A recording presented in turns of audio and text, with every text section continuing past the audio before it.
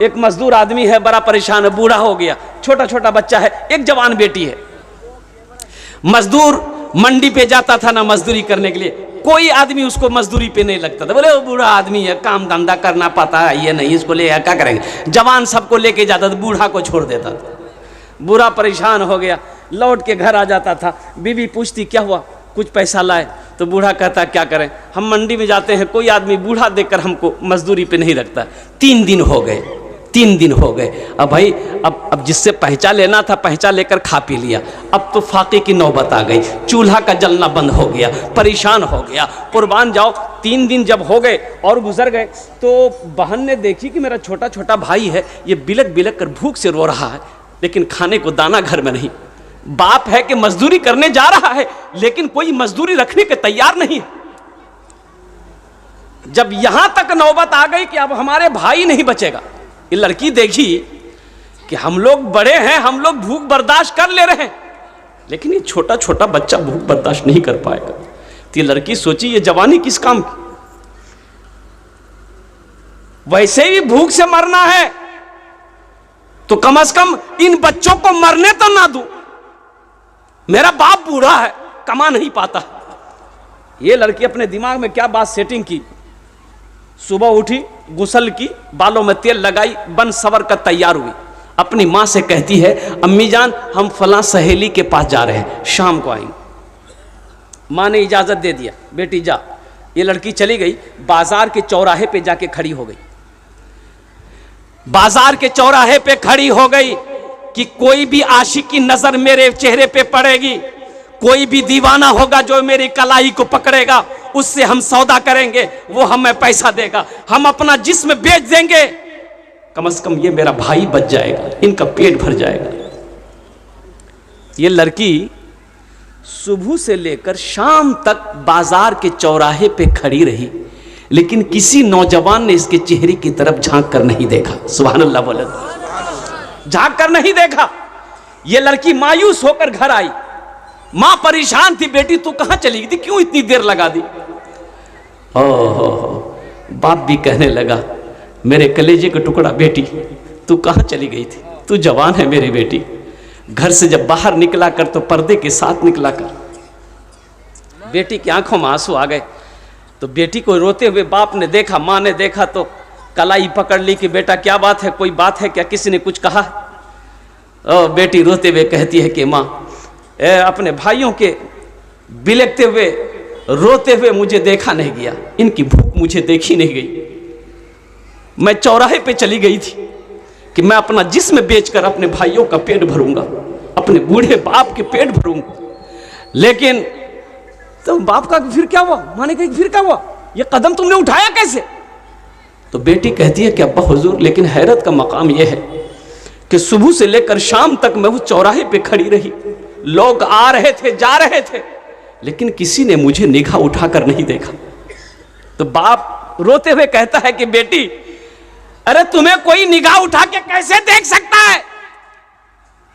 तुम्हारे बाप ने जवानी से लेकर अब तक किसी के मां बहन की गलत नजर से नहीं देखा है।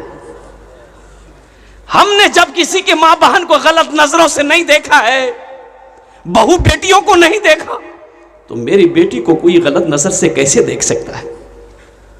इसलिए नौजवानों अपने निगाहों को पाक रखो।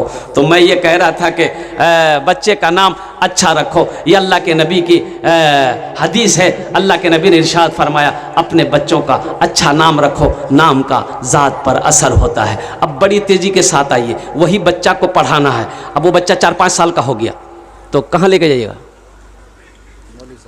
अरे बोलो ना भाई, अरे 4-5 साल का भाई कहाँ लाजवा? मदरसा कि उम्मे कुछ लोग चाहते हैं नहीं नहीं नहीं नहीं मदरसा में नहीं पढ़े हुए करें भाई, मदरसा में स्कूल में पढ़ती हो, इंजीनियर बने हुए, डॉक्टर बनाइए तो अच्छी बात अल्हम्दुलिल्लाह, इंजीनियर बनाइए, डॉक्टर बनाइए, प्रोफेसर बनाइए, वकील बनाइए, मास्टर बनाइए, अल्हम्दुलिल्लाह। हमारी कौम को सबकी ज़रूरत है, हमारी कौम को सबकी ज़रूरत है। लेकिन मेरे नौजवानों, मेरे भाइयों, मैं चाहता हूं कि मेरा बच्चा बंगला भी पढ़े, हिंदी भी पढ़े, संस्कृत भी पढ़े, मराठा भी पढ़े, पंजाबी भी पढ़े, उड़िया भी पढ़े, दुनिया का हर भाषा मेरा बच्चा पढ़े। लेकिन मैं चाहता हूं कि मेरा बच्चा सबसे पहले जो पढ़ेगा वो अल्लाह का कुरान पढ़ेगा। और अपने बच्चे को कुरान पढ़ा दो, कम से कम मर जाएंगे ना तो यही बच्चा कुरान पढ़कर दुआ कर देगा, शायद अल्लाह आपके गुनाहों को माफ कर दे। पढ़ाएंगे अपने बच्चों को कुरान? भाई कितने लोग तैयार हैं?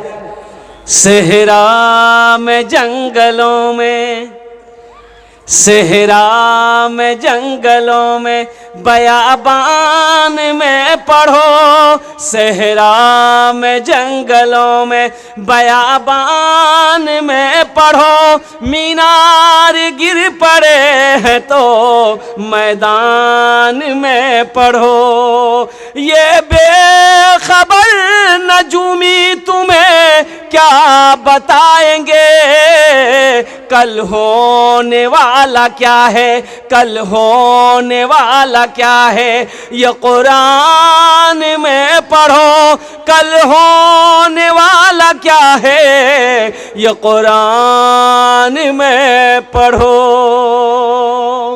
इंशाअल्लाह कुरान पढ़ेंगे, कुरान पढ़ाएंगे इंशाअल्लाह अपने बच्चों को। हाथ उठाओ इंशाअल्लाह, कितने लोग तैयार हैं? माशाअल्लाह, सारे लोग तैयार है। लेकिन सुनो, ये अररिया में आप जाइए ना, बच्चे को लेकर एडमिशन कराने के लिए इंग्लिश मीडियम स्कूल में एडमिशन कराएंगे, 5,000 टका लगेगा। एडमिशन फीस कितना लगेगा? अरे बोलो भाई कितना है, बोलो ना। आइए मदरसा में ये कोट का नहीं। अच्छा देखिए, बच्चा को लिए अररिया गए, प्रिंसिपल ने बोला हाँ बैठी, क्या बात है? बोला सर बच्चे का नाम लिखाना। बोला 5,000 टका। हम 5,000 टका निकाल के दे दिए, नाम लिख दिया, बच्चे को छोड़ के आ गए। बच्चा क्लास में गया, पढ़ाई शुरू हो गई। ए फॉर एंड मैंने चोटी, बी फॉर बॉल मैंने गेंद, सी फॉर कैट मैंने बिल्ली, डी फॉर डॉग मैंने कुत्ता, ई फॉर एलिफेंट मैंने हाथी, एफ फॉर फॉक्स में लोमड़ी, एच फॉर हैन मैंने मुर्गी। 5,000 टका दागा लेन से अब बच्चा कुत्ता बिल्ली मुर्गा मुर्गी पढ़ा ली है। सोचो, हम मना नहीं करते हैं अपने बच्चों को शौक से अंग्रेजी पढ़ाओ, हिंदी पढ़ाओ, संस्कृत पढ़ाओ, लेकिन सुनो मुसलमानों सुनो, सबसे पहले अपने बच्चे को अल्लाह का कुरान पढ़ाओ। इंशाअल्लाह अल्लाह के रसूल ने इरशाद फरमाया, जिसने अपने बच्चे को कुरान पढ़ा दिया, अल्लाह उसके बाप के सर पे ताज सजाएगा। अल्लाह उसके बाप के सर पे क्या सजाएगा? हाँ, जिसने अपने बच्चे को कुरान पढ़ा दिया, जिसका बेटा कुरान पढ़ लिया, कुर्बान जाओ। अच्छा दुनिया में कोई ऐसी किताब है दिखा दिए जिसको जो आदमी छू ले सवाब मिल जाए, देखे गुनाह माफ हो जाए? नहीं मिलेगी। लेकिन वाहिद किताब अल्लाह का कुरान है, कुर्बान जाओ। अल्लाह के रसूल इरशाद फरमाते हैं, जो मुसलमान कुरान को छुएगा अल्लाह छूने का सवाब दे देगा, जो मुसलमान कुरान को देखेगा अल्लाह उसके गुनाहों को माफ फरमा देगा। कुरान को देखेगा, मुसलमान देख ले कुरान को, अल्लाह उसके गुनाह माफ कर देता है। तो जो पढ़ेगा उसका मकाम कितना आला होगा, जो पढ़ेगा उसका मकाम कितना बुलंद होगा, कितना आला होगा। आज तो आलम यह है, अल्लाह अकबर कबीरा, हम कुरान से दूर होते चले गए। आपको पता भी है, आसाम के अंदर में 800 मदरसे को वहां की बीजेपी सरकार ने, गवर्नमेंट ने ताला लगा दिया। और मालूम आपको नहीं है हिंदुस्तान में क्या क्या हो रहा है? कुछ खबर है? पता है? पता नहीं है। मस्जिदों को आबाद करो, नहीं तो ये मस्जिदें छीन ली जाएगी। मदरसों को आबाद कीजिए, नहीं तो मदरसे हाथों से निकल जाएंगे। आसाम जिंदा मिसाल है। आसाम के अंदर में बड़ा मदरसे के अंदर में ताला लगा दिया, 800 मदरसों को ताला लगाया, 800।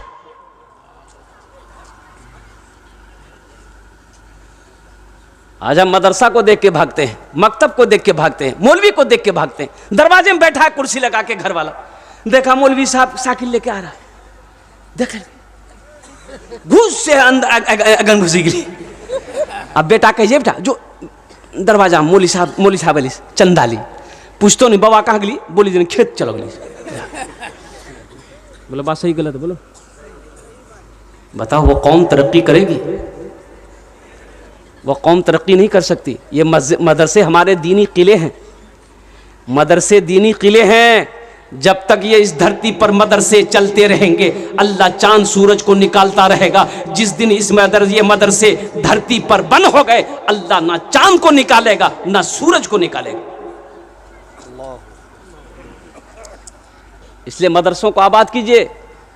ये मदरसे नहीं रहेंगे, उलमा नहीं बनेंगे, हुफ्फाज नहीं बनेंगे, अल्लाहु अकबर कबीरा, फिर जब आप मरोगे तो पता ये चला कि पैर में रस्सी लगाकर कब्र के अंदर में डाल दिए जाओगे। ना दुआ है ना जनाजा है। भाई मदरसे है ही नहीं है तो आलिम बनेंगे कहां से, हाफिज बनेंगे कहां से, कारी बनेंगे कहां से, मुफ्ती बनेंगे? आपका जनाजा कौन पढ़ाएगा? पता यह चलेगा कि जनाजा पढ़ाने वाला भी कोई ना मिला। मुसलमान था, मरा बगैर जनाजे के, नमाज के, लोग गड्ढे में डालकर मिट्टी देकर बराबर कर दिया। आज 10 टका देने में सीना दुखता है। मदरसे में अल्लाह अकबर का पहाड़ टूट जाता है, पहाड़ टूट जाता है। अब देखिए ना, कुर्बान जाइए, शादी करेगा 20,000 वो डीजे डीजे, हाँ ये डीजे, बाप रे बाप, तौबा तौबा।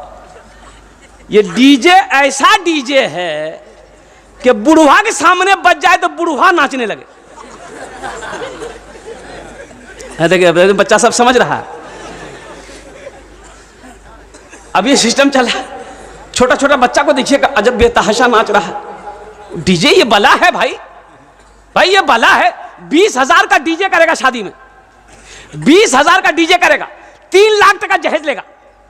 अच्छा निकाह पढ़ाने जाइएगा ना, निकाह पढ़ा दिए, पूछेगा हजरत कितना बोला ना, 500 टका धोनी हो भाई, तू राशनी मांग कर जाओ, जाओ निकाह पढ़ा मांग कर जा। आज 3 लाख टका थे जो घूट ले से, वो पैसा हलाल है? अरे वो जो 3 लाख लिया है लड़की वाला को, लड़की वाले से 2 लाख रुपए जो लिया है, वो हलाल है कि हराम है? जायज है? ये निकाह का पैसा तो जायज है। हमने निकाह पढ़ाया, 500 टका निकालो। तुमको तो खुश होकर डीजे वाले को 20,000 दे सकता है, हमको 5,000 नहीं दे सकता। नानी मर गई भाई, इसी में मदरसा भी है, इसी में मस्जिद भी है, और क्या कहते हैं कि सबको देना है। तो इसलिए मुसलमानों, अल्लाह पैसा दे तो हलाल कामों में खर्च करो, नेक कामों में खर्च करो। इसलिए एक बात याद रखिएगा, नमाज के बारे में एक सवाल मेरा अल्लाह करेगा, नमाज क्यों नहीं पढ़ी? रोजा के बारे में सवाल होगा, रोजा क्यों नहीं रखा? हज के बारे में सवाल होगा, दौलत दिए हज क्या नहीं किए? लेकिन माल के बारे में 2 सवाल होगा। माल के बारे में क्या सवाल करेगा अल्लाह? 2 सवाल करेगा अल्लाह। मेरा बंदा आ जाओ, माल कहां से कमाया हिसाब दे, कितना 61-62 किया हिसाब, आपने हिसाब दे दिया। फिर अल्लाह अब माल कमाने का हिसाब दे दिया आपने, अब फिर मेरा अल्लाह कहेगा अब ये माल को खर्च कहां कहां किए, इसका हिसाब दो। तब डीजे निकलेगा वहां, अल्लाह के फरिश्ते इतना झाड़ू मारेगा ना सर में, सर का बाले उड़ा देगा। और एक बात याद रखिएगा, जिसका पैसा जैसा होगा वैसा ही खर्चा होगा। हाँ, हलाल पैसा गलत रास्ते में खर्च नहीं होगा।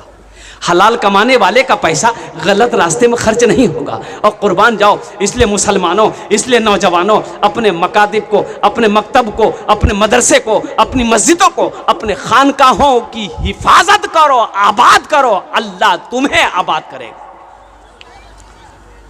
इंशाअल्लाह मदरसे को आबाद करेंगे मेरे भाई, अरे करेंगे, मकतब को आबाद